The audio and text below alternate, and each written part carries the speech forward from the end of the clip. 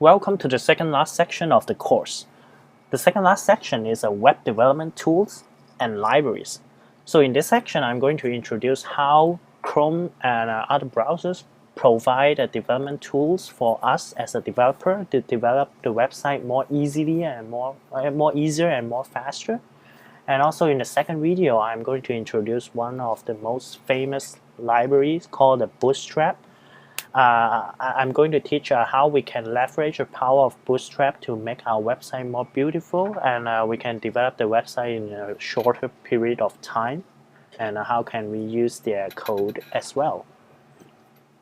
So let's get started. For the development tools, if we go into Chrome, the easiest way to open the developer tools is to go into the ...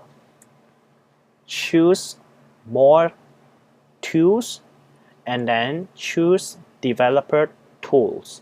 So if you are using a Mac, the fastest way is to hit Command, Option, and then I. For Windows machine, you can do Control or Turn I, and when you click it, you immediately see a panel pop out. It may not look like this. It may look like this for your screens, but for me, I changed the dock size from a dock to right to a dock to bottom. So it's just your preference. So for me, for a better presentation, I use the bottom one. Okay. So if you cannot open it, you can right-click on any elements on the screen. Right-click on any element on the screen and then choose Inspect. It will bring up the same panel. So in the panel, there are a lot of sections like memory, element, console, source, audits, network, performance, security, and application. So what our focus is elements. So why I want to bring up the elements, because you can see when I hover on different HTML tags, it will highlight which one I'm focusing on, and also I can also modify the font size, modify the style of the elements in real time dynamically. So for example, if right now, okay, for the CSS, because CSS is kind of a trial and error stuff. So if for H1, I want to see what is the which font size is much better for me to do the presentation. So I can go into this value. I can directly change it to 50 pixels, from 32 to 50 pixels, to see how it looks like.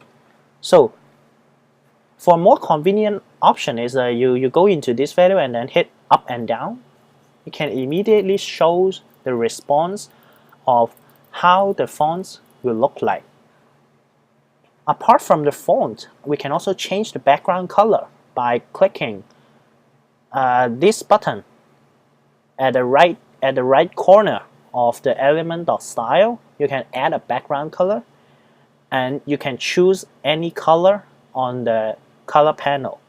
Then it will directly apply the corresponding CSS into the style sheet. So one thing we'd like to remind you is this developer panel is just for you to do a trial and error. It will not apply the style directly into your file. So that means if you hit refresh at this point, because your file is not updated, your CSS file is not updated, the style will go back to the original value. So if you found a good font size, you have to copy and paste it into your custom CSS. Okay, remember this?